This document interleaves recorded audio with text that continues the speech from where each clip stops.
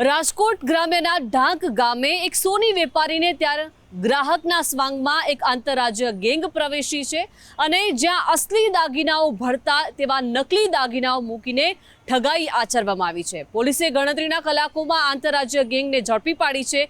5 લાખનો મુદ્દામાલ રિકવર કરવામાં આવ્યો છે, પરંતુ આંતરરાજ્ય ગેંગ આવી રીતે ચોરી કરવા માટે કઈ તરકીબ અપનાવતી હતી, જોઈશું આ રિપોર્ટમાં।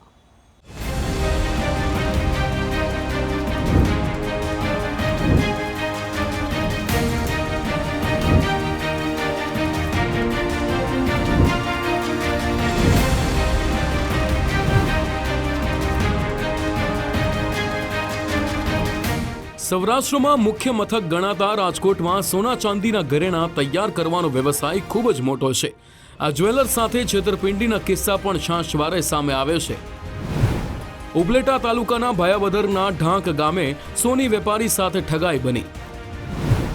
વરાહી જ્વેલર્સ નામની સોના ચાંદીની દુકાનમાં ગ્રાહકના સ્વાંગમાં 3 મહિલાઓએ પહોંચીને સોનાની વીંટી જોવા માંગી। વેપારી બોક્સમાંથી કાઢીને સોનાની વીંટી અને બૂટી સહિતના એક પછી એક દાગીના બતાવવામાં મશગુલ હતો, ત્યારે શાતીર મહિલાઓએ 2 વેપારીઓને વાતોમાં ભોળવી લીધો।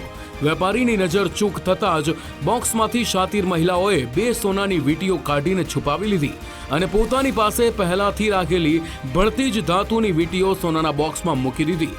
આ મહિલાઓ દુકાનમાંથી બહાર નીકળી ત્યારે થોડા સમય બાદ વેપારીને કંઈક અજુગતું બન્યાની આશંકાએ ચેક કરતા સોનાની 2 વીંટી નકલી હોવાનું ધ્યાને આવ્યું।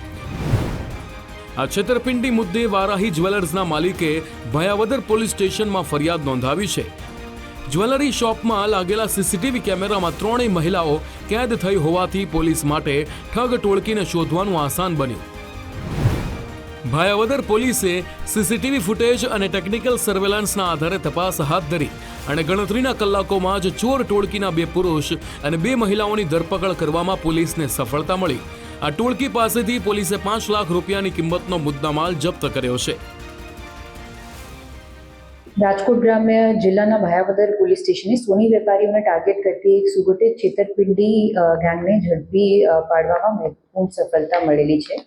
તારીખ 28 એપ્રિલ 2026ના રોજ ઢાંક ગામ આવેલી વરાહી જ્વેલર્સ ખાતે 3 અજાણી મહિલાઓ ગ્રાહક બની આવી પોતાની ઓળખ ચરેલિયા ગામની હોવાની આપી સોનાની વીંટી અને બૂટી જોવા માંગ્યા અને બાદ તક જોઈને અસલી સોનાની વીંટીઓને બદલે નકલી ધાતુની વીંટીઓ મૂકી આશરે 17,000 રૂપિયાની એટલે કે 70,000 રૂપિયાની છેતરપિંડી કરી ફરાર થઈ ગઈ હતી। આ બનાવ અંગે ભાયાવદર પોલીસ સ્ટેશનમાં એક ગુનો દાખલ કરવામાં આવ્યો અને તપાસ પછી હ્યુમન અને ટેકનિકલ સોર્સિસથી આરોપીઓને ઝડપી પાડવામાં આવ્યો છે। પકડા ગયેલ આરોપીઓમાંથી રાજકોટ અને અમરેલી જિલ્લાઓના નિવાસીઓ છે, જેમાં 2 મહિલાઓ, 2 પુરુષ અને 1 બાળ કિશોરી છે। પોલીસે આરોપીઓ પાસેથી કુલ 5 લાખ રૂપિયા જેટલો મુદ્દામાલ કબજે પણ કર્યો છે। આ શાતીર મહિલાઓએ અંદાજે 70,000 રૂપિયાની સોનાની 2 વીંટીઓ કાઢી લીધી હતી। અમરેલી જિલ્લાના કુકાવાવના પ્રવીણ જખવાડિયા, કિશન મેટાળિયા તેમજ જેતપુરના રૂપાબેન ડાભી અને સવિતા ભોજવિયા સહિત 1 બાળ કિશોરીને પણ ઝડપવામાં આવી છે। આ ટોળી પાસેથી પોલીસે ગુનામાં વપરાયેલું વાહન પણ જપ્ત કર્યું છે। આ ઠગ ગેંગના કેટલાક સાથીઓ હજી પણ ફરાર હોવાની આશંકા છે। ભાયાવદર પોલીસે અન્ય કયા વિસ્તારોમાં ગેંગે સોની વેપારીઓને નિશાન બનાવ્યા તે મુદ્દે તપાસ હાથ ધરી છે। આ ગેંગ સુનિયોજિત રીતે કામ કરતી હતી। આરોપી દુકાનમાં ગ્રાહક બની પ્રવેશ કરતા અને પોતાની ખોટી ઓળખ બતાવતા અને વેપારીઓનું ધ્યાન ભટકાવીને તક જોઈને અસલી સોનાની બદલે ખોટી અને નકલી ધાતુની વીંટીઓ રાખી દેતા હતા।